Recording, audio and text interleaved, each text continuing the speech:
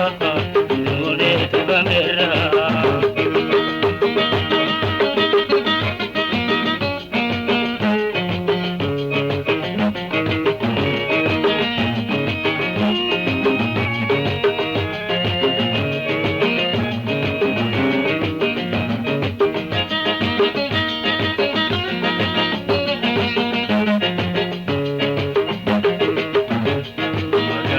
karule ondite cholole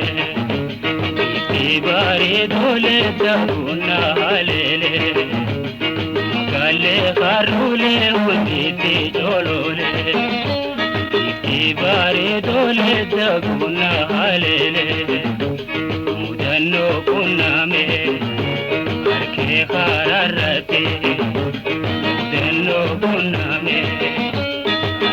hararate guyuma didan aha aha tate dukante